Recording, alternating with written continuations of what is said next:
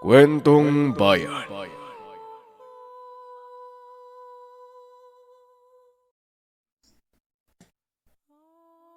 Ang kwentong ito ay hango sa totoong buhay. Mula ito sa isa nating kabayan na itago na lang natin sa pangalang Pepeng Singkit. Taong 1955, Isla ng Panay. Nang mga panong ito, 25 anyos si Pepe, ulila sa magulang, kaya ang kasama na lang sa buhay ay si Chong Balo. Manggagamot na kapatid ng ina na kalahating Hapon. Kaya siya naging sikat sa bansag na palayaw na Pepeng Singkit. Tila papikit na ang mga mata at maputi at pandak. Pero kahit ganun, mabait na pamangkin. Napaka-responsable ni Pepe. Isa lang ang problema sa kanya ng tiyuhin. Ang pagiging lampa at malabo ang mata. Hindi kagad niya nagagawa ang mga utos nito. Pepe, bilisan mo dyan at hakutin mo na lahat ng mais na binili ko. Ang bagal-bagal mong kumilos. Wika ni Tio Balo. Opo, Chong. Patapos na po. Tugon ni Pepe. Aba dapat lang, Pepe. Isang oras ka nang naghahakot. Pagkatapos mo dyan, kumuha ka ng isang balde ng mais. Ipakain mo sa mga alaga nating manok at pato. Bili ng chewin. Sinunod naman ito ni Pepe. Kahit pawis na pawis at walang pahinga. Hanggang sa pumunta na ito ng bakuran. Pinakain niya ang lahat ng alagang manok at pato. Matapos gawin ang inutos ng chewin, may narinig siyang sigaw. Nang punta nito ng binata, nakita niya ang pilay na mangingisda na si Mang Bert. Nakahandusay ito sa daan. Nako, napano po kayo, Mang Bert? Tanong ni Pepe. Natalisod lang ako, iho. Kaso, ang bigat ng dala kong isda Tugon ni Mang Bert. Tara po sa bahay. Magpahinga po muna kayo. Maraming salamat, iho, pero hindi na ako magtatagal. May pupuntahan pa ako Pero bago ko umalis, may ibibigay ako sa'yo. Itim na perlas galing sa Pangpang. Alam kong makakatulong ito sa'yo. Wika ni Mang Bert. Sabay abot ng perlas kay Pepe. Nagtaka ang binata kung bakit binigay yon ng matanda.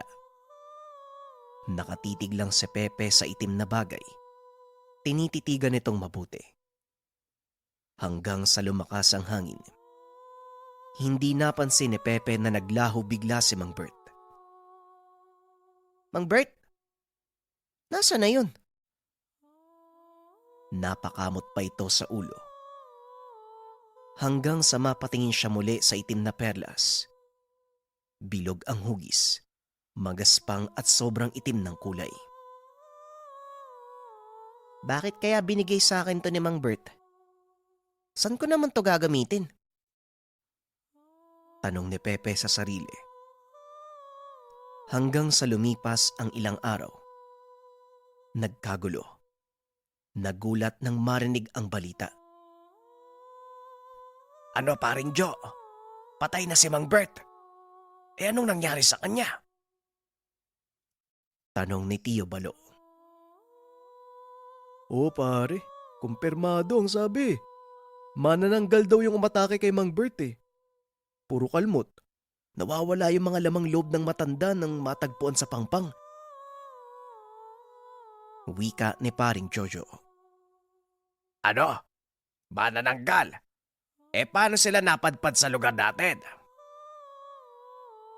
Tanong ni Tio Balo. Narinig ito ni Pepe. Nagulat at nalungkot siya sa nangyari kay Mang Bert. Sa kabilang banda, bigla naman itong kinabahan nang marinig sa likuran ang boses ni Mang Bert. Nagmumula iyon sa loob ng kwarto. Gabi na ng mga oras na yun. Sobrang lamig ng hangin, kaya mas kinabahan si Pepe. Nasa isip ng binata, tila kaluluwa ni Mang Bert ang nakita. Sino yan? Mang Bert? Ikaw ba yan? Tanong ni Pepe. Huwag kang matakot. Pepeng Singkit. Ako ito. Tugon ng boses. Huwag mo akong sasaktan, Mang Bert. Hindi ako masamang tao. Habang sinasabi ito ni Pepe, nadiskubre niya na nagmumula iyon sa itim na perlas na bigay mismo ni Mang Bert. Ako ito. Pero ang tunay kong pagkakakilanlan, ako ang kambaldiwa ng mutya ng itim na perlas. Ako si Perlan. Wika ni Perlan. Nagtataka ang binata. Hindi maintindihan ang nangyayari. Nandito pa sana ako kung hindi ako inatake ng nilalag. Nung nakita mo kong nadapa, nagmamadali ako tumakas. Pero hindi na kinaya ng katawang lupa ko. Kaya ibinigay ko sa iyo ang mutya. Wika ni Perlan. Pero bakit po ba kayo hinahabol ng manananggal? Anong kailangan nila sa'yo? Tanong ni Pepe. Gusto nilang makuha ang mutya. Pepe, kaya ako sinakripisyo ang sarili ko para hindi nila makuha ang perlas. Pero ngayong nasa iyo na ito, ikaw na ang bagong tagapangalaga. Tugon ni Perlan. Ako? Pero paano? Hindi ko naman alam kung paano to gamitin eh. Wika ni Pepe. Bigla na lang hindi sumagot si Perlan. Kinaumagahan, nagising si Pepe na basang-basa ng pawis. Halos mabasa ang buong kama sa likidong lumalabas sa katawan. Laking pagtataka ni Tio Balo kung ano ang nangyayari sa kanya. Ayos ka lang ba, Pepe? Anong nangyayari sa'yo?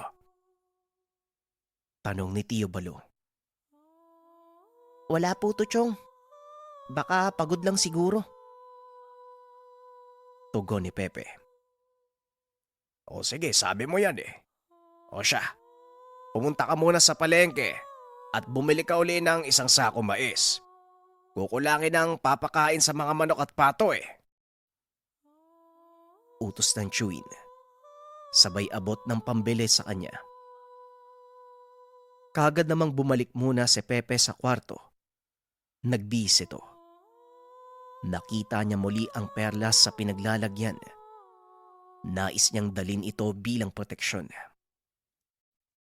Nang makarating sa palengke sa bayan, wala masyadong tao ng araw na yun. Dahil siguro sa balitang may manananggal na dumadagit tuwing papalapit na ang gabi. Alam niyo ba, may patay na naman sa kabilang bayan. Las-las daw yung leeg eh. Halos maubos yung laman loob. Ay naku, nakakatakot. Wika ni Aling Marife, tindera sa palengke. Ay nako, Marife, saan mo naman nasagap yung chismis na yan? Tugon ng isa pang tindera. Nako Marites, basta maniwala ka. Kailangan natin ng iba yung pag-iingat. Tugon ni Aling Marife. Narinig ni Pepe ang chismisan ng mga chismosa sa kanto. Kaya naman nagmamadali siyang umuwi sa tahanan. Pero hindi niya namalayan. Meron siyang nabangga na babae. Matangos ang ilong. Mapungay ang mga mata. Porselas ang kutis. Mahaba ang hibla ng mga buhok. Napatitig si Pepe sa babae. Sobrang ganda nito sa paningin. Kahit malabo ang mga mata. Pasensya na. Hindi ko sinasadya. Wika ni Pepe. Wala yon, maliit na bagay. Ako nga pala si Delia. Tugon ng babae. Ganun ba? Ako naman si Pepe. Pwede mo kong tawagin Pepeng Singkit. Tugon ni Pepe. Bakit? Kasi singkit yung mata mo. Wika ni Delia. Ngumiti ang dalaga sa kanya. Nga pala, hindi kita masyadong napapansin sa bayan. Bago ka lang ba dito? Tanong ni Pepe. Hindi. Matagal na kami dito. Malapit lang ang babuyan namin dyan, no, sa kanto. Sinamahan ko lang si nanay na bumili ng mga gulay. Kaarawan ko bukas eh. Baka gusto mong pumunta sa bahay namin. Wika ni Delia. Napangiti si Pepe sa sinabi ni Delia. Sasagot pa sana ito sa dalaga. Kaso nakarinig siya ng masungit na boses. Sino yang kasama mo, Delia? Ang sabi ko sa'yo, huwag kang lalayo sa akin. Tignan mo, kung sino-sino ang kinakausap mong pulubi sa kanto. Wika ni Aling Olivia, ina ni Delia. Nay, hindi naman po siya pulubi. Bagong kaibigan ko po, si Pepe. Pepe, si Nanay Olivia nga pala. Tugon ni Delia. Oo, narinig ko anak. Hindi ako bingi. Baka manghingi ka lang ng pera sa anak ko, ha? Wika ni Aling Olivia. Nay, wag naman po kayong ganyan. Hoy ikaw, malilintikan ka talaga sa akin. Wala kaming pera. Wika ni Aling Olivia. Pilit nitong pinapaalis si Pepe sa harapan. Hindi ho, ang totoo po niyan. Gusto ko pong pumunta sa kaarawan ng anak niyo. Huwag po kayo mag-alala. Magdadala po ako ng 2 patay na manok panghanda. Wika ni Pepe. Nang marinig ito ni Nanay Olivia, napansin ni Pepe ang kakaibang ngiti sa ginang. Wag mong papatayin ng mga manok ha. Gusto kong sariwat buhay mo silang ibigay sa akin. Tugon ni Aling Olivia. Napatango lang si Pepe hanggang sa nagpaalam na si Delia na uuwi. Pepe, alis na ako ha. Bukas uli ah. Nakaramdam ng kakaiba si Pepe ng mga oras na yun. Pero may kahalong duda sa ina nito. Bakit siya pa ang kailangang pumatay sa mga manok? Umuwi si Pepe nang may ngiti sa muka. Naabutan niya si Tio Balon na nagsisibak ng kahoy. Kinausap ito tungkol sa lakad bukas. Mano po, Chong? Wika ni Pepe. Napatanong ang tiyuhin kung bakit napakatagal niya sa bayan. May inabangga akong babae, Chong. Sobrang ganda sa katunayan. Inimbitahan niya ako na pumunta sa kaarawan niya bukas. Tugon ni Pepe. Ay mas maigi yan nang may pinopormahan ka na. Para masabi kong tunay ka talagang matikas na lalaki. Tugon ng tiyuhin. Chong naman oh. Wala naman pong biruan ng ganyan. Wika ni Pepe at sabay nagtawanan ang dalawa. Pinaalam naman ni Pepe na kukuha siya ng 2 itim na manok sa alaga ni Chong Balo. Pinayagan naman nito ang pamangkin. Sa katunayan, suportado niya ang ganitong lakad ni Pepe. Kinabukasan, nakangiti ito at papaalis na ng tahanan habang dala ang 2 bayong na may lamang manok. Pero bago tuluyang makalabas ng tahanan, nakaramdam siya ng kakaiba sa mutya. Hindi lang ito basta umilaw.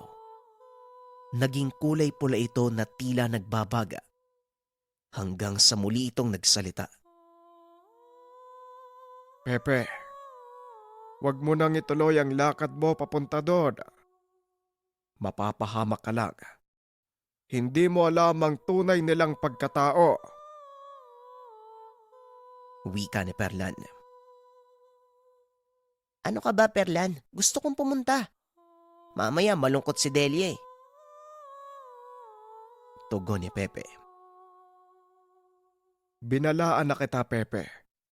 Pero dahil mapilit ka, isama mo ko para magkaroon ka ng proteksyon. Wika ni Perlan. Oo na, sige na, dadaling kita pero tumahimik ka lang ha. Tugon ni Pepe. Hoy, Pepe. Nagsasalita ka mag-isa. Sino bang kinakausap mo dyan? Wika ni Tio Balo. Wala po, Chong. Sarili ko lang. Aalis na po ako ha. Mauhuli na ako sa kaarawan ni Delia.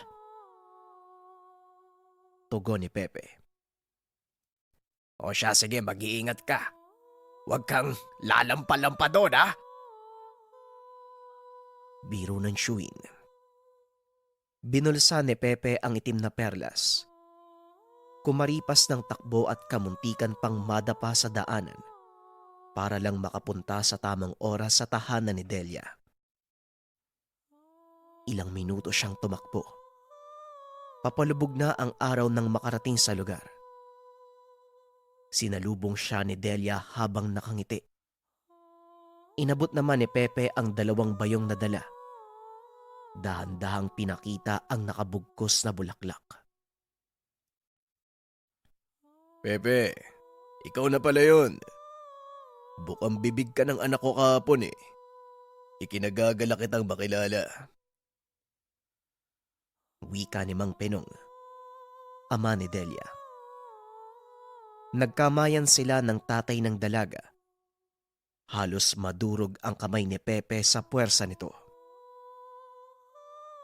Hiniwalay na lang ni Delia ang dalawa. Nakita niyang nahihirapan na si Pepe. Ang mabuti pa pumasok na tayo sa loob. Tay, Pepe, tara na.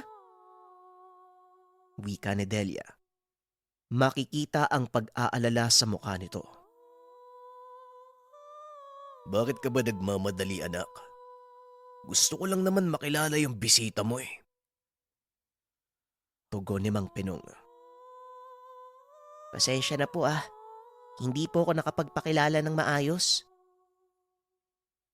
Tugon ni Pepe. Ayos lang, Pepe. Kilala kita. Ngayon ako naman ang magpapakilala sa'yo. Ako ang may-ari ng babuyan sa bayan. Nagbebenta din kami ng karne. Hindi lang basta baboy kundi mga baboy ramo. Wika ni Mang Penong. Natigilan sa paghinga si Pepe at biglang kinabahan. Pero nabaling ang atensyon niya sa pagtawag sa kanya ng ina ni Delia. O anak, nandito na pala yung bisita mo. Papasukin mo na't kakain na tayo. Wika ni Aling Olivia. Matapos magtipon sa lamesa, sabay-sabay nilang binati ng maligayang kaarawan ng dalaga. Nagtataka naman si Pepe, bakit siya lang ang bisita ng pamilya. Napansin din niya ang mga pagkain. Puro bulok na karne. Walang halong gulay na kasama. Maya-maya pa kinausap siya ni Aling Olivia. O Pepe, kumain ka na. Huwag ka nang mahiya. Kung gusto mo magkamay ka pa, walang problema sa akin. Wika ni Aling Olivia. Hanggang sa mapansin niya ang putahing nakatakip pa. Masangsang ang amoy na nanggagaling dito. Tila ba nabubulok na laman at bugok na itlog. Dahan-dahan niya itong binuksan at laking gulat niya. Pugot na ulo ang nakita niya doon sa loob. Hindi mapigilang mandire. Hindi rin masikmura ang amoy. umaalingasaw ang aroma. Huwag kang matakot, Pepe. Hardinero namin yan. Pasaway kasi. Sinabihan namin na huwag pumasok sa kwarto sa taas. Makulit eh. Kaya yan, ulam natin siya sa karawan ni Delia. Wika ni Mang Pinong. Huwag kang matakot, Pepe. Magugustuhan mo rin ang lasa niyan sa oras na makain mo. Wika ni Aling Olivia. Masyado ka kasing naniniwala ka agad. Lalo na kapag maganda yung kausap mo. Wika ni Delia. Unti-unting nagbago ang kanilang itsura. Takot. Pahinginig ng katawan. Ito ang naramdaman ni Pepe. Gustuhin mang umalis sa lugar. Tila napako siya sa kinauupuan. Pepe, maraming salamat sa dala mo ha. Siguradong magugustuhan namin to. Wika ni Delia. Wala naman akong ginawang masama sa inyo ha. Paalisin niyo ako dito. Nakikiusap ako. Hindi na sumagot pa ang pamilya. Patuloy nilang nilantakan ang dalang manok ni Pepe. Sumisigaw man, walang makakarinig sa kanya. Huwag ka nang tumakas pa, Pepe. Ikaw talaga ang pinunta namin dito. Nasa iyo ang bagay na kailangan namin. Wika ni Mang Pinong. Oo, Pepe. Alam kong alam mo na kung anong sinasabi namin. Wika ni Aling Olivia. Ibigay mo sa amin yung mutya ng itim na perlas. Kung ayaw mong pati ikaw, maging alay namin. Hindi na alam ni Pepe ang gagawin ng mga oras na yun. Wala na siyang mapupuntahan. Umalis man, siguradong maaabutan siya ng mga nilalang. Basta wag niyo lang po akong sasaktan. Ibibigay ko po yung kailangan niyo. Tugon ni Pepe. Pero habang inaabot ni Pepe ang mutya, nakarinig siya ng tinig.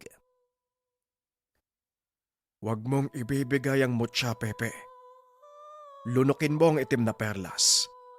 Yan ang magbibigay sa'yo ng kakaibang katangian. Wika ni Perlan. Nilunok nga ni Pepe ang maywagang perlas. Napalood pa ito sa kakaibang enerhiya na bumabalot sa katawan. Napahinto sa pag-atake ang pamilya ng manananggal. Habang si Pepe naman, dahan-dahang bumangon sa sahig. Laking gulat din ni Pepe. Nagbago ang kanyang paningin. Luminaw ito ng sobra. Kitang-kita niya ang mga nilalang at ang buong lugar. Bahagyang napatra si Delia at Aling Olivia. Pero nagsalita si Mang Pinong. Huwag kayo mag-alala. Wala siyang alam sa paggamit ng mutya. Kaya siguradong mapapatay natin siya. Sa paglusob ng mga nilalang, hindi umatras si Pepe. Inundayan niya ng suntok si Mang Pinong. Tumalsik ito papunta sa pintuan. Nasira pa ang nakaharang dito. Humandusay sa lupa ang katawan ni Mang Pinong. Kagad ding sumugod si Aling Olivia. Madali namang nakaiwas si Pepe. Paglagpas sa kanya ng ali, tumalikod ang binata at sinakal si Aling Olivia. Kayo ang magbabayad sa lahat ng biniktima nyo. Wika ni Pepe. Hindi niya alam kung saan siya kumuha ng puwersa. Binali niya ang leeg ni Aling Olivia. Kagad namang binawian ng buhay ang nilalang. Sumisigaw habang umiiyak si Delia. Pero si Pepe, nalulungkot ito dahil siya mismo ang papatay sa babaeng nagustuhan. Hindi ko gusto yung gagawin ko, Delia. Kaso mas hindi ko gusto na magpatuloy ang pambibiktima nyo sa mga tao. Pinagtatanggol ko lang ang sarili ko, pati na rin ang mga taong pwedeng madamay. Laking gulat ni Pepe. Dahil ang mga alaga ng pamilya ni Delia, nagbago ito ng anyo. Lahat sila ay uri ng sigbin. Hindi natinag si Pepe. Halos masira ang buong tahanan sa bawat nilalang na natatamaan ng atake ni Pepe. Bago pa man ito makalapit sa kanya, tumitilapo na sila palabas ng tahanan. Tumakas si Pepe papasok sa gubat, pero hindi siya pinakawalan ni Delia, pati na din ng mga alaga nito. Ang totoo, naisa nang tumakas ni Pepe. Kahit alam niyang nilalang si Delia, ayaw niyang patayin ang dalaga. Hindi ka makakalayo dito. Papatayin kita kasama ng mga alaga ko.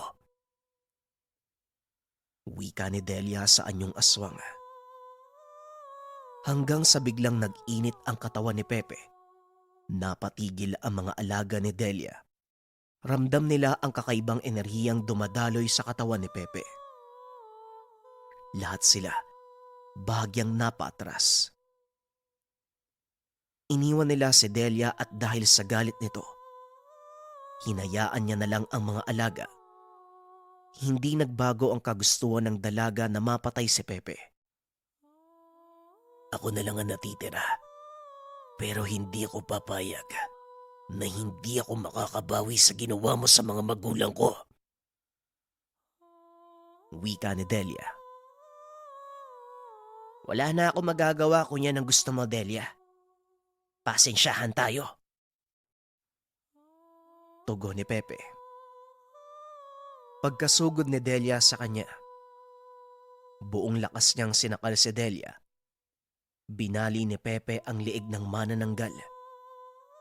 Mahirap man ito para sa kanya, pero kailangan niya itong gawin para sa kaligtasan ng nakararami. Umuwing pagod si Pepe at walang lakas. Ramdam niya ang sakit sa pangyayari.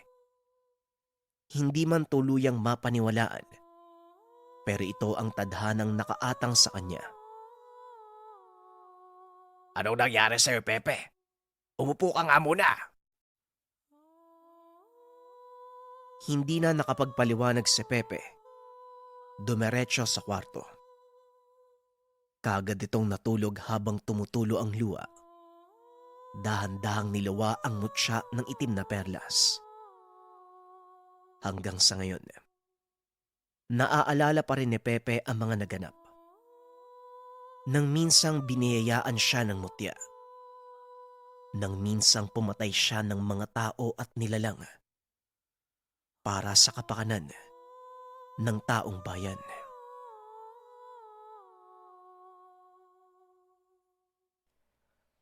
Magandang gabi mga kabayan, ang susunod nating tagapagpadaloy ng kwento ay si RJ. Sana suportahan nyo rin yung kwento mga kabayan kasi kailangan magpahinga ng lalamunan ko. At dahil bago lang si RJ, sana pakinggan nyo yung storya hanggang sa matapos. Maraming salamat.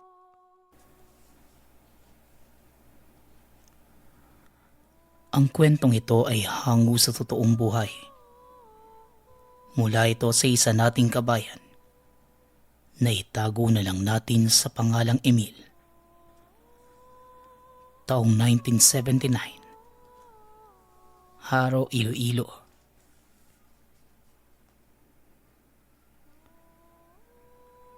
Taga raw na mga panahong ito, walang pasok ang mga kabataan sa paaralan. Kaya naman naghahanap si Emil ng iba pang maaaring pagkakitaan. Sa tuwing may pasok, nagtitinda ito ng palamig at makakain sa labas ng eskwelahan. Mang Renan, magandang umaga po. Kung maaari po sana, tulungan niyo naman po ako makapasok sa trabaho. Kahit ngayong bakasyon lang. Mahina ang benta ng paninda ko ngayon eh. Alam niyo na. Bakasyon po. Wika ni Emil. Abay, tama lang ang dating mo. Magtatanong pa lang sana ako sa tiyuhin mo kung may kakilala siyang kailangan ng trabaho eh. Bigla na lang umalis yung dalawa sa mga trabador ko. Nakakita daw ng maligno sa lumang bahay na ginagawa namin. Ikaw ba, Emil? Hindi ka ba matatakotin? Baka naman isang gabi pa lang umayaw ka na sa trabaho. Tanong ni Mang Renan. Bagong lipat lang ang matanda sa lugar. Isa itong maso na nangongontrata sa mga mayayamang tao. Lalo na ang mga sira at lumang tahanan. Kaya nitong ayusin at pagandahin. Pero noong nakaraang gabi lang, nagkaroon ng insidente. Ilang trabahador niya ang nakakita ng buwangis ng tao na pagala-gala sa bakuran ng bahay. Dahil sa mga pamahiin at paniniwala sa kakaibang bagay ng dalawang trabahador, kagad silang nagpasya na umalis sa trabaho. Huwag po kayo magalala. Mas takot po ako magutom kaysa sa maligno. Ayusin ko lang po ang mga gamit ko. Maraming salamat po, Mang Renan. Wika ni Emil. Masayang umuwi ng tahanan ng binata. Kung tutusin, hindi naman siya obligadong magtrabaho. Bunso ito sa magkakapatid. May maayos namang hanap buhay ang mga kuya at magulang. Kaya hindi sila kapos sa mga material na pangangailangan. Ngunit ayaw ni Emil na umasa sa mga kapatid. Ang lahat ng ito ay nakapagtapos sa pag-aaral. Habang si Emil naman, matapos mag-high school, hindi na ito tumuloy sa kolehiyo. Gusto na lang niya na magtrabaho. Ayon kay Emil, sayang lang ang pera kung gagamitin lang sa pag-aaral niya. Ayaw mang aminin ng binata, pero nahihiya siya at mahina ang tingin sa sarili. Medyo hirap siya sa usaping akademiko at lagi na pagkakatuwaan ng mga kaklase. Ilang saglit pa, nang makauwi ng tahanan, nakita niya si Tio Ranot na kapitbahay lang nila. Oh, Emil, bakit mukhang nagmamadali ka? Tanong ni Tio Ranot. Tio, nakausap ko na po si Mang Renan. Isasama niya daw po ako sa trabaho. May bakante daw sa kanila eh. Sayang naman kung hindi ako sasama. Kahit ka ako isang buwan lang, para hindi ako mabakante habang hindi pa pasukan. Tugon ni Emil. Pamangkin, mag-iingat ka sa pupuntahan mong trabaho. May narinig akong kwento tungkol dyan sa mismong barangay kung saan naroon yung bahay. Hindi naman sa sinasabi kong huwag ka nang tumuloy. Ang akin lang, kailangan mong magdoble ingat. Teka, ang maigi pa dalhin mo ito. Ilagay mo lang sa pitaka mo. Huwag mo yang ihiwalay sa katawan mo. Malinaw ba? Wika ni Tio Ranot. May iniabot ang tiyuhin na isang lumang papel. Nakasilid ito sa maliit na lalagyan na tila gawa sa balat ng hayop. Ayon sa tiyuhin, gamit pa ito ng lolo noong panahon ng Kastila. Mabisang pananggalang laban sa mga kalaban. Hindi naman mabasa ni Tio Ranot ang mga nakasulat. Maliit lamang ito na naglalaman ng tila mga orasyon. Nakakatakot naman to, Tio. Saan kaya yan nakuha ni Lolo? Paano yan napunta sa kanya? Tanong ni Emil. Natigil ang pag-uusap ng dalawa nang tawagin si Emil ng ina. Kakarating lang nito mula sa palengke at nagpapatulong sa kanya. Sa loob ng tahanan, habang nag-aayos ng mga pinamili, nagpaalam na ito sa ina na aalis siya ng ilang araw. Wala naman sa aking problema yon, anak. Basta mag-iingat ka doon. Kapag nahirapan ka na, umuwi ka na lamang dito. Ayokong mababalitaan na nagkakasakit ka doon at ako mismo ang susundo sa iyo. Sinasabi ko sa iyo, Emil. Wika ng ina. Dahil bunso, matindi ang pag-iingat sa kanya ng mga magulang at kapatid. Ngunit alam nilang hindi maaaring pigilan si Emil sa lahat ng bagay na gustong gawin. Nasa tamang edad na ito at anumang oras, pwede na itong mag-asawa. Ayon pa sa ina, siya na ang bahalang magsabi sa ama na sa ibang bayan magtatrabaho. Nang matapos makapag-almusal, kaagad na itong nagpaalam sa ina. Makalipas lang ang ilang sandali, narating ni Emil ang lugar na pagtatrabahuhan. Isang malawak na bakuran na puno ng mga halaman at lumot, maging ang mismong bakod. Ayon kay Mang Renan, saka na lang nila aayusin ang bakod sa oras na matapos mismo ang tahanan. Ipinakilala nito si Emil sa mga katrabaho. Mga taga-ibang barangay din ang mga ito at sa tansya ni Emil, siya ang pinakabata sa lahat. Kaagad namang nagumpisa si Emil sa pagbubuhat. Ito ang mga trabahong naiwan ng dalawang umalis na trabahador. Mag-aalas 6 na. Patuloy pa din sa paghahakot si Emil palabas ng tahanan ng mga lumang kagamitan. Mga silya at muebles na ayon kay Mang Renan, kailangan ng madispatcha. Ang ilan ay pinalagay nito sa harap ng bahay malapit sa tarangkahan, habang ang mga nabubulok at inaanay na, pinalagay naman sa likod ng bahay. Iyo, ang mabuti pa magpahinga ka na muna. Gabi na't madilim na sa labas. Isa pa nakikita mo pa ba ang dinadaanan mo sa loob ng mga kwarto? Ipagpabukas mo na lang ang mga yan. Kailangan mong magpahinga. Wika na Mang Renan. Pero labis na nalilibang si Emil sa ginagawa. Sa tingin ng binata, kaya niyang linisin ang buong kwarto ng gabing yon. Huwag po kayo magalala, Mang Renan.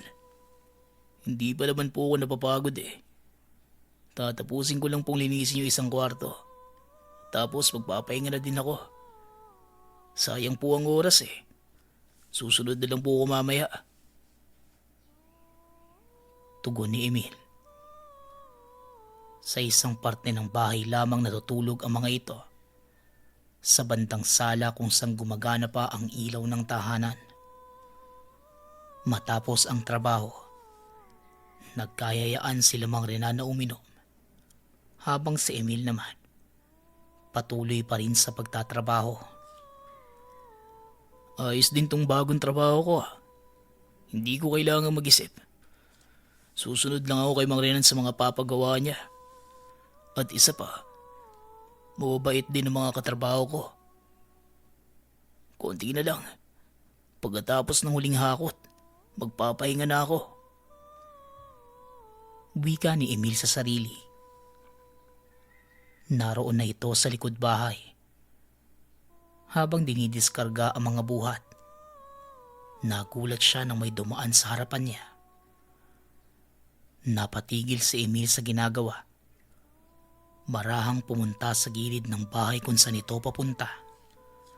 Pero wala namang kahit sinong naroon. Nananaginip lang ba ako? O may dumaan talaga kanina? Ay naku, pagod na nga yata ako Ang mabuti pa siguro, magpahinga na muna ako. Tama si Mang Renan, bukas ko na itutuloy yung mga to. Wika ni Emil sa sarili. Maglalakad na sana ito papasok ng tahanan. Nagtataka si Emil na makakita na matandang babae sa labas mismo ng tarangkahan.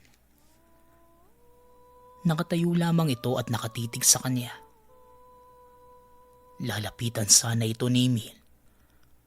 Balak niyang pagsabihan na kung maaari, lumabas na at bawal siya sa loob ng bakuran. Bata, kung ako sa'yo huwag mo nang ituloy ang paglapit.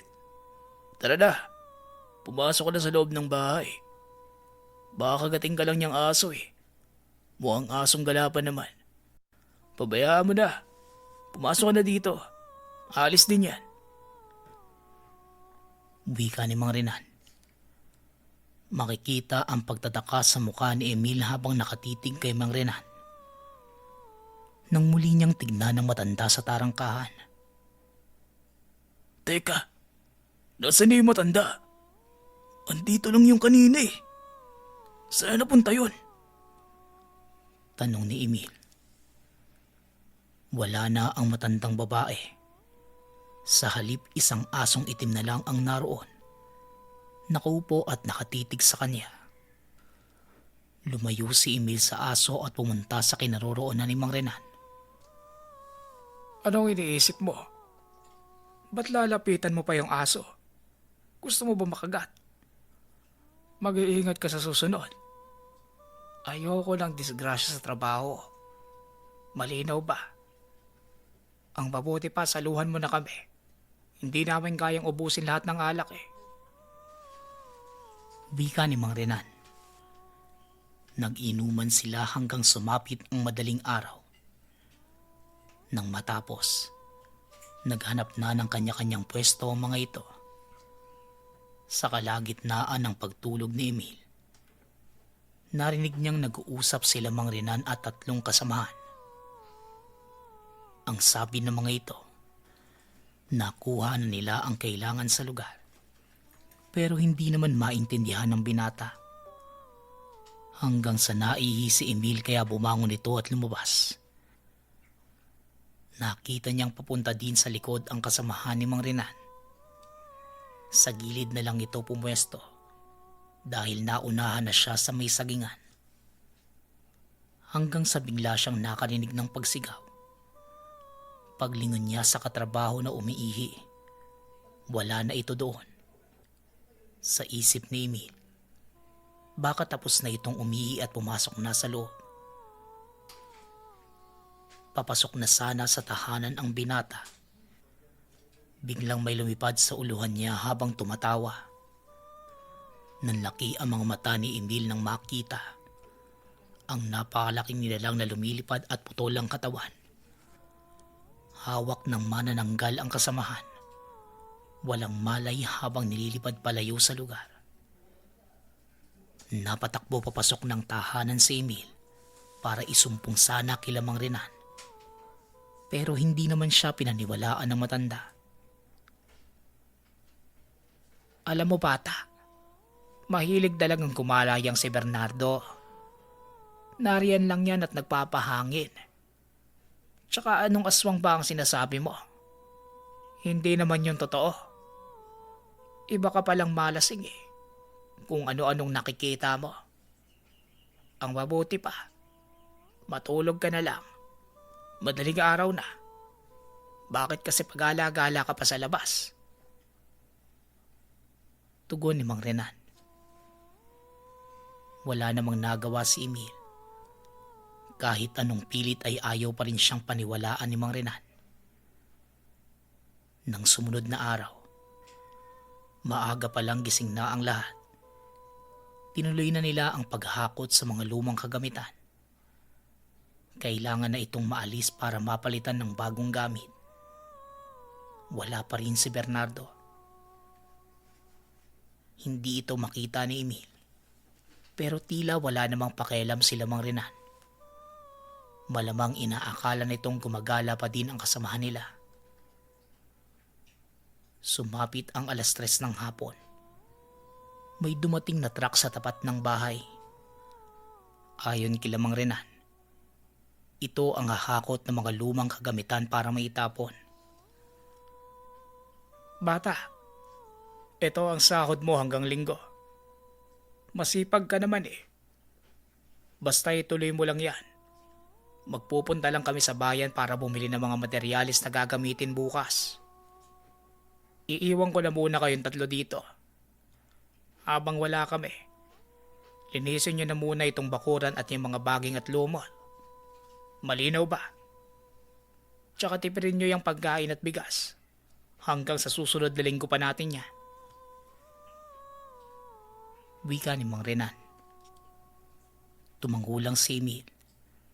Kaagad nilang tinulungan sila Mang Renan para maikarga ang lahat ng mga lumang kagamitan at nang makaalis na ang sasakyan. Matapos ito, nagpahinga na din ang mga trabahador. Bukas na nila tatanggalin ang mga baging at lumot sa labas ng bakuran. Kinagabihan, nagkwentuhan ng tatlo. Napag-alaman ng binata na lahat sila. Yon ang unang pagkakataon na makasama kila Mang Renan. Matapos namang magkwentuhan, natulog na din ang mga ito. Nang sumunod na araw, naging abala sila sa paglilinis. Anumang oras inaasahan nilang paparating na sila Mang Renan at baka mag-umpisa na sa pagkukumpuni. Subalit lumipas ang maghapon. Hindi pa rin nakakabalik ang mga ito. Ano kayang nangyari kila Mang Renan? Ayos lang kaya sila? Isang araw na silang wala eh. Baka naman napaano na sila. Ay, wag naman sana. Wika ni Emil. Pero ayon naman sa dalawa. Baka may ginawa lang. O kaya naman masyadong marami ang materyales na kailangan. Kaya natagalan sa pagkuha. Bandang 10:00 ng gabi, muli siyang nakarinig ng pagaspas. Dahil sa takot, kagad niyang isinara ang mga pinto at minabuting matulog na din. Kagaya ng mga kasamahan na mahimbing na ang pagkakatulog. Nang sumunod na araw, hindi pa rin bumabalik si Mang Renan. Hanggang sumapit ang linggo, nainip na ang dalawang kasamahan at uuwi na lang. Total bayad na sila. Dagdag pa ng isa. Pupuntahan naman sila ni Mang Renan kung kailangan pa ng trabahador. Sayang lang ang oras nila doon at wala naman silang gagawin. Habang si Emil naman, nagpa siyang magpaiwan. Ayaw niyang mapalitan sa trabaho. Total wala pa naman siyang gagawin pag-uwi. Sige. Pero pagbalik ni Mang Renan, sasabihan ko na lang sunduin kayo ha. Tsaka naman ako may inaasikaso yun eh. Tsaka bayad naman tayo hanggang ngayong araw, di ba? Nakakaya naman kay Mang Renan kapag dumating siya dito. Tapos wala na tayong lahat. Wika ni Emil. Hindi naman nagpapigil pa ang dalawa. Iniwan nila si Emil sa lumang bahay. Inayos na ng binata ang tutulugan sa sala. Natatakot man, pero determinado itong tapusin ang trabaho. Hanggang sa sumapit ang gabi, nangyari ang hindi niya malilimutang karanasan. Biglang may kumatok sa pinto.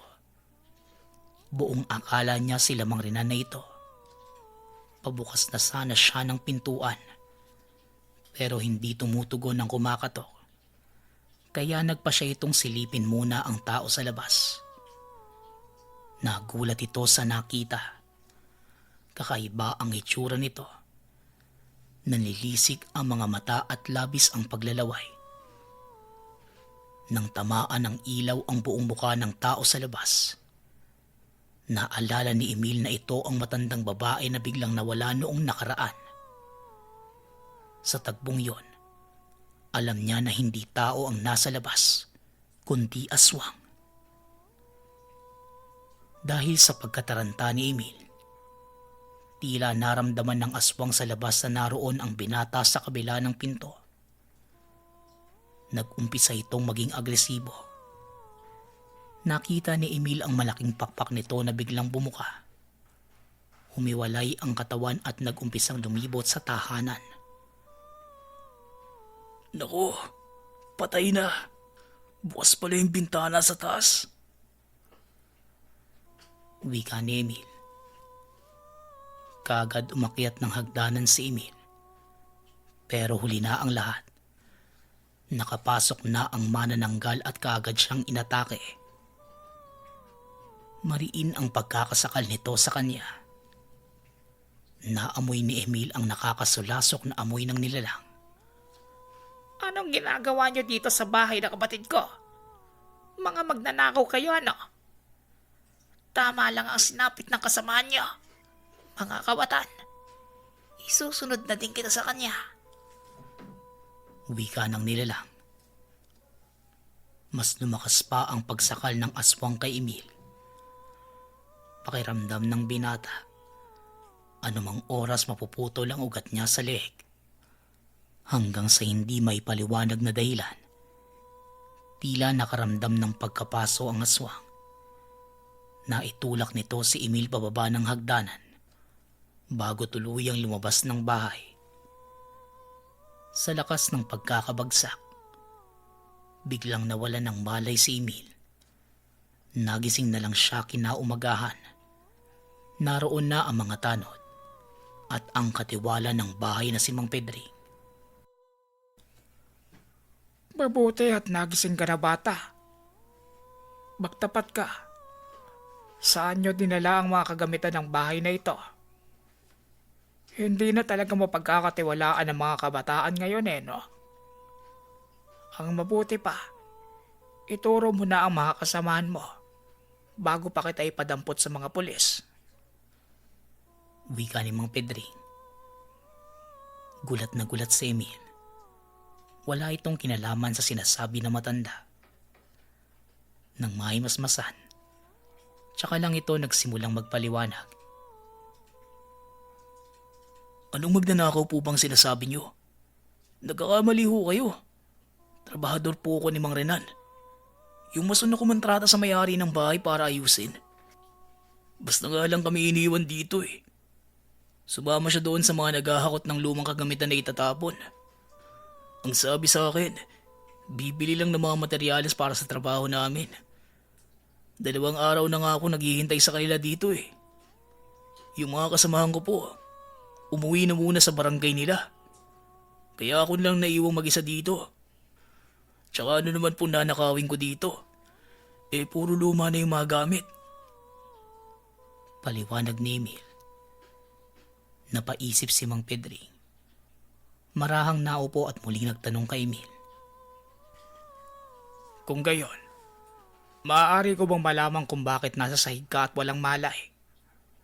Hindi kaya nagkaroon kayo ng hindi pagkakaunawaan at iniwang kanila dito? Para ikaw ang masisi sa mga nangyari? Huwag mo na silang pagtakpan, kundi mag-isa mong pagtudusahan ng pagnanakaw. Wika ni Mang Pedring. Hindi nga po. Mag-isa na lang talaga ako. Nagpunta nga po sa bayan si Mang Renan at yung mga kasamahan niya. Kagabi po, matutulog na sana ako. Kaso sinalakay po ako ng manananggal Pinasok po ako dito. Galit na galit. Tinatanong ako kung ano ang ginagawa ko sa bahay ng kapatid niya. Pero bigla na lang akong tinulak at umalis Tsaka po ako nawalan ng malay. At ito na nga po, naabutan niyo akong walang malay dito. Teka, nalilito pa din po ako Kinuha lang talaga ako ni Mang Renan. Baka hindi lang po kayo nasabihan ng amo niyo. Ililinis ko pa nga po yung bakod Kita niyo, wala na yung mga baging. Pati yung mga damo sa likod ng bahay. Tugon ni Emil. Matapos ang investigasyon, nakausap din ng otoridad ang 2 pang katrabaho. Pareho ang kwento nila. Napag-alaman kalaunan na pangkat ng mga akyat bahay at magnanakaw sila Mang Renan at ang mga akalang lumang gamit na kinarga nila sa truck. Lahat ng yon ay mga antikong kagamitan. Mga mamahaling koleksyon ng pamilyang may-ari ng tahanan. Tila napag-aralan nito ang araw ng pagbisita ng katiwala ng bahay. At alam na magnanakaw ang mga mahalagang kagamitan sa loob. Naabswelto si Emil at sa huli. Nakiusap si Mang Pedrim na ilihim na lang ang tungkol sa nakita na manananggal. kapalit ng pag-urong ng demanda sa kanya ng may-ari ng bahay. Nagawang mahanap ng mga investigador ang mga antikong kagamitan, subalit hindi na nila natagpuan pa sila Mang Renan. Maaari nakatakas na ito at naiwang nakatiwangwang ang mga kagamitan sa isang lumang bodega. Tila hindi nila ito naibenta at natunugan ang paghahanap sa kanila ng mga pulis. Mula nang mangyari ang lahat ng iyon, natuto na si Emil na wag sumama sa kahit sino. Hinding-hindi niya malilimutan ang karanasan sa manananggal sa lumang bahay. Ang kwentong ito ay hango sa totoong buhay. Mula ito sa isa nating kabayan na itago na lang natin sa pangalang Boyet. Taong 1960, Isla ng Negros.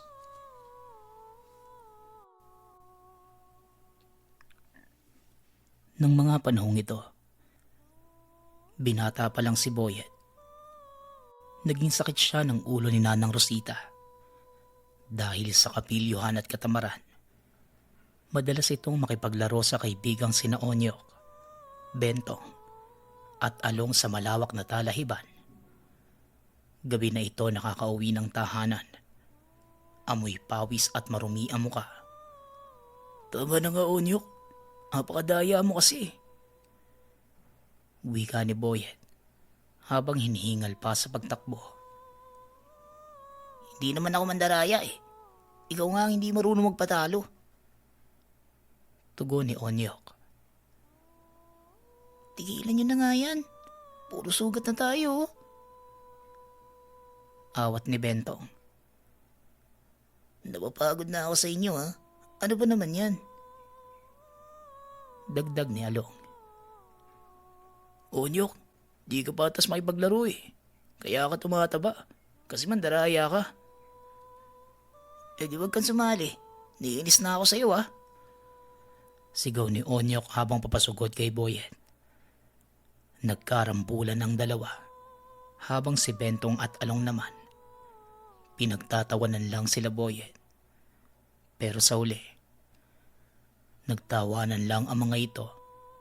Umuwi na sa sari-sariling tahanan. Pagpasok ni Boyet, sinalubong siya ng ina at tinalakan. Hindi siya nakaligtas kay Nanay Rosita na may hawak na walis tingting sa kusina. Matagal na pala itong naghihintay doon. Ano sa tingin mo? Makakatakas ka sa akin? Saan ka na nawang gubat pumunta, Boyet? Puwisit ka talaga sa buhay ko. Sigaw ni Nanay Rosita habang hinahabol siya ng walis papalabas ng tahanan.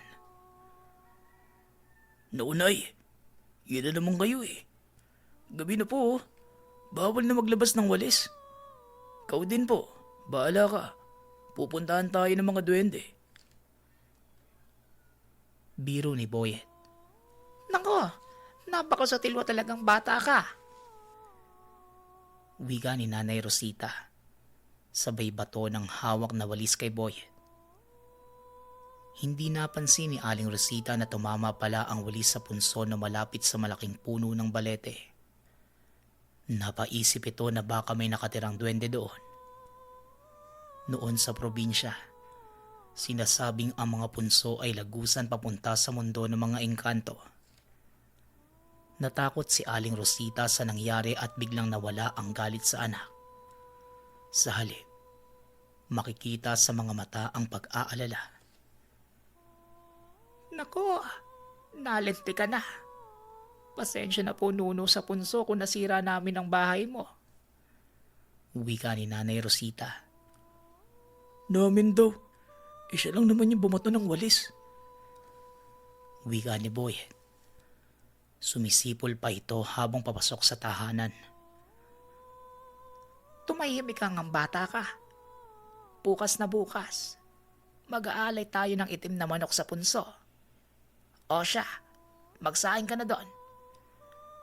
Wika ng ina, sabay pingot sa tenga ng anak. Tinawanan lang ni Boyet ang mga pangyayari. Hindi niya alam na ito ang simula ng mga kakaiba sa buhay niya. Nakita ng duwende na hindi seryoso si Boyet at hindi naniniwala sa sinasabi ng ina. Nagalit ito at binisita si Boyet sa panaginip. Pinangungot ang binata. Pilit siyang ginigising ng ina, pero patuloy lang sa pag-ungol si Boyet. Hanggang sa sinampal siya ng malakas ni Nanay Rosita. Doon lang nagising ang binata. Kaagad naman itong tinanong ng ina kung anong nangyayari. Wala namang maitugon ang binata. Nagpasya na lang ang mag-ina na bumalik na lang sa pagtulog. Pero kinabukasan, tila walang nangyari kagabi. Bumalik muli sa pagiging sutil at pilyo si Boyet. Umaga pa lamang, pumunta na sila sa nawasak na punso dala ang alay. Pero habang pinapatak ang dugo ng itim na manok sa punso, biglang may lumitaw na maliit na nilalang. 1 pulgada lang ang laki. Nagpakilala ito sa pangalang Bubuet, ang duwendeng nagsasaka ng luya. Rosita, malaki ang kasalanan mo sa akin dahil sinira mo ang punso ko. Wika ni Bubuet. Medyo natawa naman si Boyet sa itsura ng nilalang. Hindi nito magawang magseryoso. Ano naman ngayon? Duwende ka lang naman eh. Sabat ni Boyet, kaya hindi natuloy sa pagsasalita ang nilalang. Kaagad namang humingi ng pasensya si Nanay Rosita sa inasal ng anak. Boyet, makinig ka. Huwag kang maging bastos sa mga duwende. Hindi mo alam ang kaya nilang gawin sa iyo. Aro Diyos ko. Wika ni Nanay Rosita. Nag-aalala ito sa maaaring sapiti ng anak. Naku Rosita, parang gusto yata ng anak mo na siya na lang ang parusahan ko sa nagawa mo.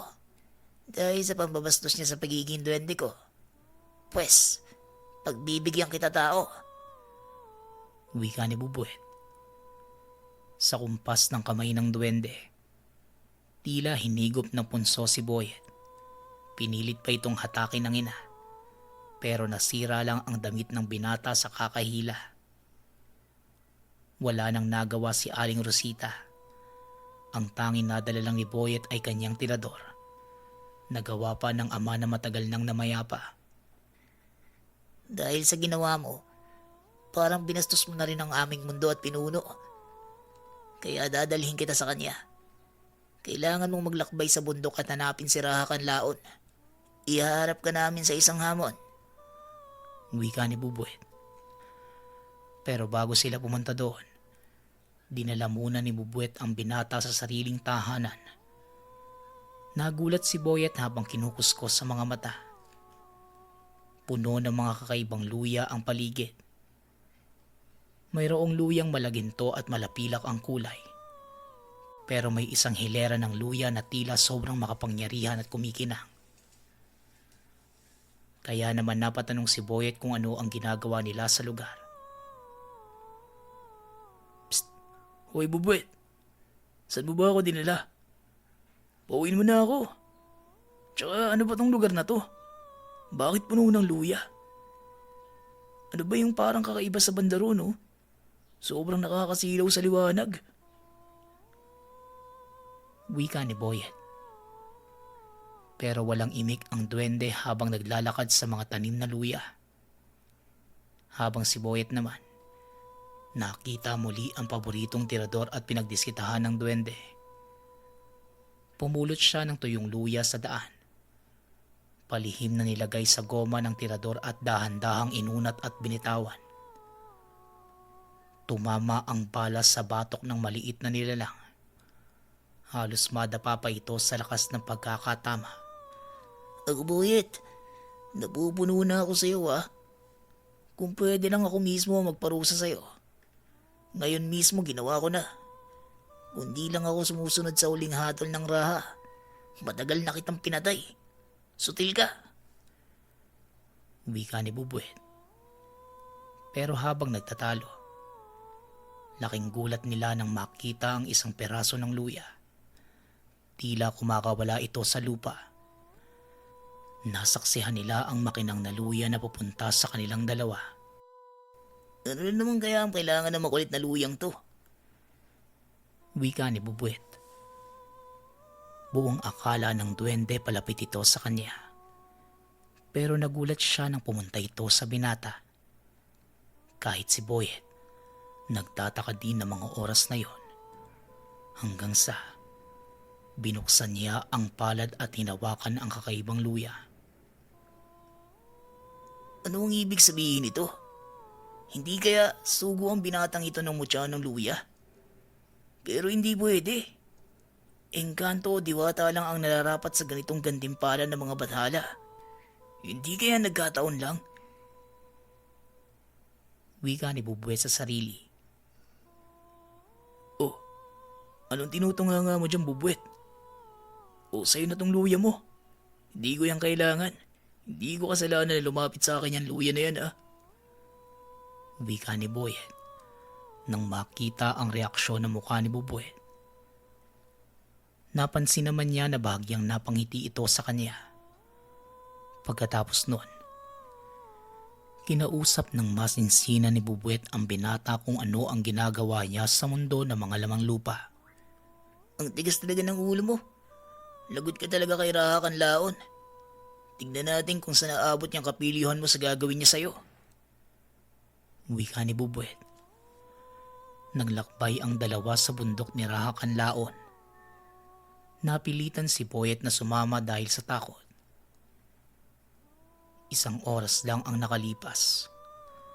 Habang naglalakbay sa masukal na kakawian, may nangyaring kakaiba sa tirador. Nanginginig ito at gustong kumawala. Tila may gustong puntahan. Maya-maya pa, huminto sila sa mabaging na tulay. Halatang sobrang rupok na ng mga materyales na buwabalot dito. Kinakabahan si Boyet. Maaaring anumang oras, mahulog siya sa tulay. Huwag ka na maarte dyan, Boyet. Di ka naman mamamatay sa rupok ng tulay eh. Ano ka ba? Wika ni Bubuet. Kulang nilang talunan ko to eh. Ito ba ang pinagmamalaki mong kaharian? Mukhang marupok at mahina eh. Tugon ni Boyet. Hindi na nagsalita si Bubuet. Umatras lang ito at ngumiti sa kanya. Nagtataka si Boyet kung bakit ginawa yun ng duwende. Hanggang sa gumewang-gewang ang tulay na tila na buhay. Nagbago ang itsura ng tulay. Nag-anyo itong malaking sawa at tinatake si Boyet. Bubuet, tulungan mo ko.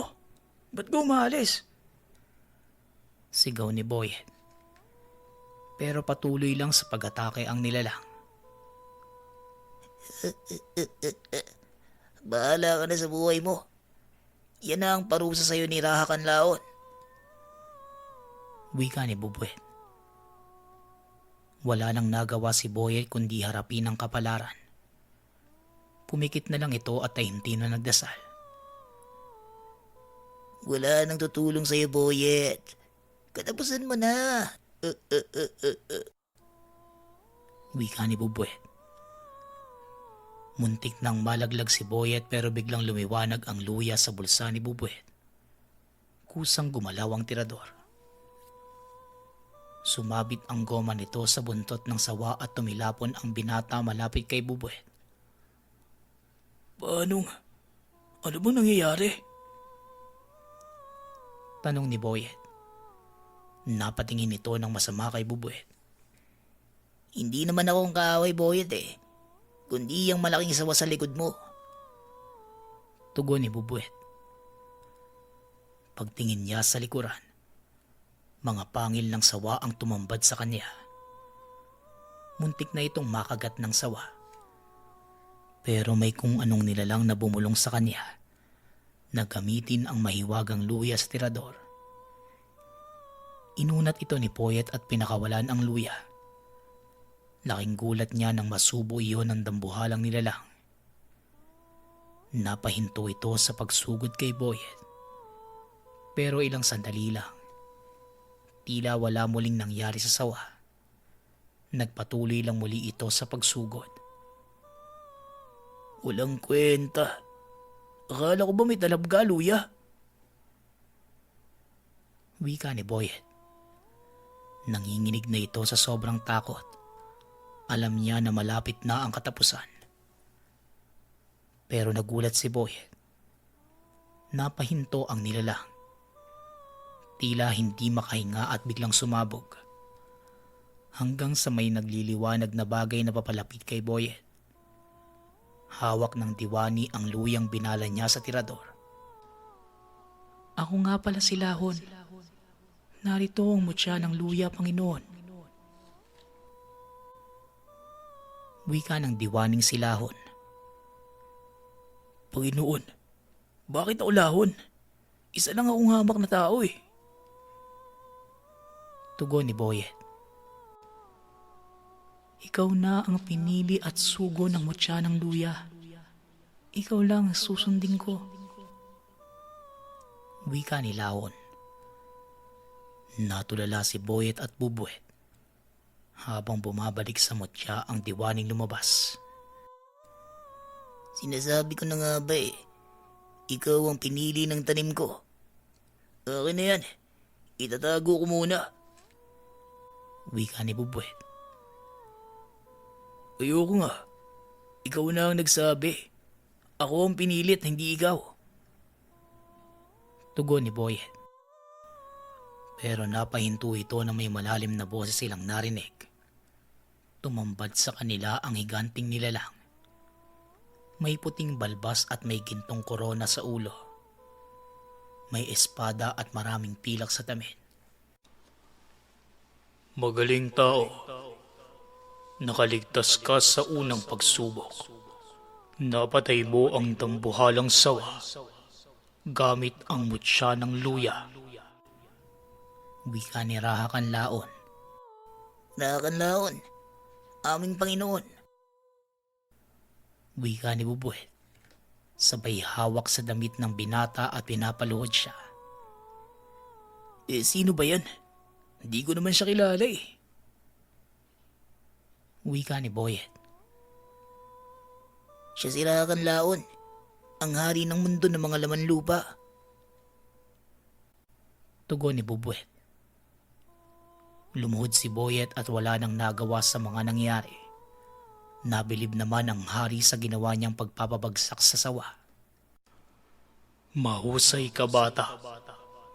Ikaw lang ang natatanging nakatalo sa sawang yan. Matagal na siyang nanggugulo sa mundo namin. Pasasalamat ni Raha Kanlaon. Wala ho yun. Ako pa ba? Tugon ni Boyet. Pero kahit malakas ka, hindi ka pa rin nagbabago. Mayabang ka pa rin at pilyo. Dahil dyan, hindi lang yan ang pagsubok na ibibigay ko sa'yo. Wika ni Raha Kanlaon. Yan kasi, napakayabang eh. Pagpaparinig ni Bubuet. Hindi na nakapagsalita si Boyet. Sumunod lang ito sa dalawa habang kinakausap pa rin si Lahon. Salamat ah. Tinulungan mo ako kanina.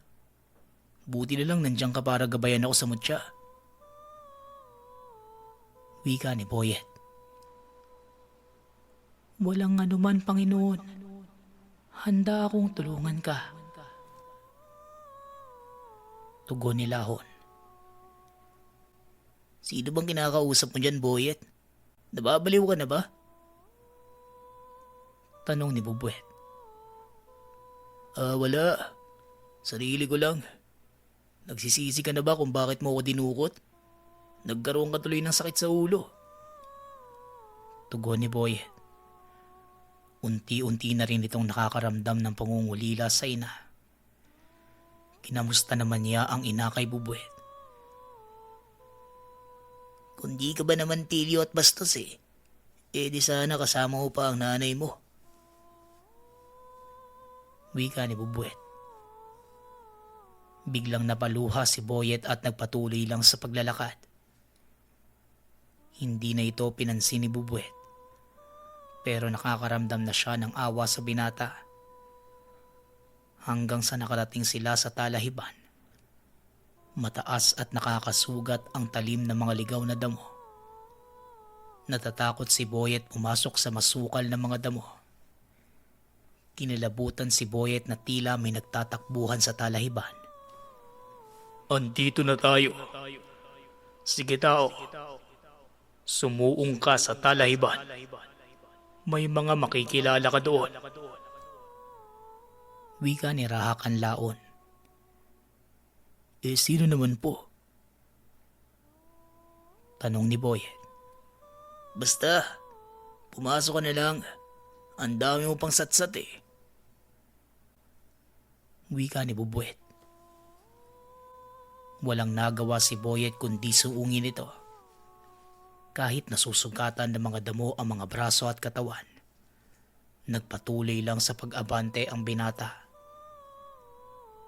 Lumipas pa ang maraming oras hanggang sa lumubog na ang araw nang makarating siya sa malawak na kalupaan sa gitna ng talahiban. Laking gulat niya nang tumambad sa kanya ang grupo ng mga nilalang na tinatawag sa Negros na unga-unga. Isang halimaw na lumulutang ang ulo at sumisipsip ng dugo ng mga biktima.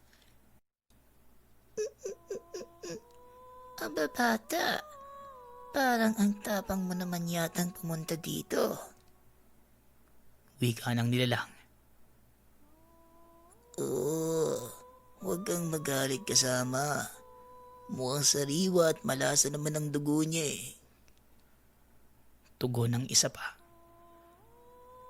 Papatayin ko muna kayo bago niyo masipsip ang dugo ko. Mga alimaw. Tugon ni Boyet. Sunod-sunod ang pag-atake ni Boyet. Tila walang hanggan ang luyang binabala niya sa tirador. Matapos yon, halos maubos ng binata ang kalahati ng grupo. Gulat na gulat sila sa kakayahan ng tirador ni Boyet. Ang kaninang pagyayabang, napalitan na ng takot. Isa ka lang naman hamak na paslit. Mga kasama, sugod! Walang titigil hanggat di natin siya napapatay. Wika ng unga-unga, kasabay ng pag-atake ng iba pang natira. Sige, lapit. Sugod pa. Sige lang nang maubos na kayong lahat. Wika ni Boyet.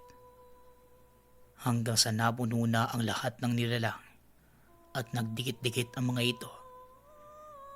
Isang bagong halimaw ang tumambad kay Boyet. Halos hindi mabilang na mga ulo at tigasing katawan ng mga unga-unga ang nasa harapan niya. Sigurado kami. Sa puntong ito, mapapatay ka na namin, mortal. Wika ng mga nilalang. Pwersahang inunat ni Boyet ang goma sa tirador, kasabay ng panalangin sa gamit. Laon, gabayan mo ko sa gagawin ko. Wika ni Boyet, kasabay ng pagpapakawala ng balang luya. Tumama ito sa dibdib ng nilalang. Nalaso ng mutya ang buong katawan nito. Napasigaw na lang sa sakit ang mga unga-unga habang unti-unting natuturog ang katawan. Hindi nagtagal. Isang punso ang humigop kay Boyet at napunta sa kastilyo ni Rahakan Laon. Nasa likod lang nito si Bubuet. Lahat ng mga lamang lupa ay nagpalakpakan sa tagumpay. Binabati kita, tao. Napagtagumpayan mo ang huling pagsubok. Wika ni Rahakan Laon. Nakita namin ang pagpupursige mo at pagmamalasakit sa amin ng hindi mo namamalayan. Dagdag ni Bubuet. Hindi ko po maintindihan, kamahalan. Bubet, ano bang sinasabi niyo? Tanong ni Boyet sa dalawa. Pinapakawalan ka na namin. Dahil sa pagsugpo mo sa mga nilalang na matagal nang nanggugulo sa mundo namin. Tugon ni Raha Kanlaon. Dahil sa ginawa mo, pinapatawad ka na namin. Gagantipalaan ka ng isang supot ng ginto. At higit sa lahat, mapapasayo na ang mutya ng luya. Ang binabantayang mutya ni Lahon. Pagbati, Boyet. Dagdag ni Bubuet. Ang ibig sabihin lang, makakauwi na ako. Wika ni Boyet. Napatalon pa ito sa sobrang saya. Sa wakas muli niyang makikita si Nanay Rosita. Muli mga lamang lupa. Palakpakan natin ang bago nating bayani, si Boyet. Wika ng Bubuet sa lahat. Maraming salamat, Raha Kanlaon. Hanggang sa muli po. Wika ni Boyet. Inihatid na ni Bubuet si Boyet palabas ng punso. Bumalik sila sa baryo ng Binata. Paano ba yan, Boyet? Magpakabait ka na, ha? Wika ni Bubuet. Maraming salamat, kaibigan. Marami ako natutunan sa mundo nyo. Tugon ni Boyet. Sige na, puntahan mo na ang nanay mo. Sigurado akong nag-aalala na yun sa'yo, eh. Basta, Boyet, ha, huwag mo kaming kakalimutan. Pahalagan mo din lagi ang kalikasan. Paalala ni Bubuet. Oo, kaibigan. Palagi nyo ako maaasahan. Ngumiti lang ang nilalang. Tumangulang ito sa kanya. Naging matalik na magkaibigan ng dalawa. Matapos ang lahat ng nangyari, bumalik na ng kubo si Boyet at hinanap si Nanay Rosita. Nang makita ng ina si Boyet, ni hindi na ito nagtanong kung ano ang nangyari sa anak. Simula nang bumalik si Boyet sa lugar, napansin ni Nanay Rosita na hindi na tulad ng dati ang anak. Natuwa ang ina sa malaki nitong pagbabago. Magpas hanggang ngayon, antingero na si Boyet. Gamit ang tirador sa pagsugpo sa mga masasamang nilalang. Sa tulong ng mutya ng luya.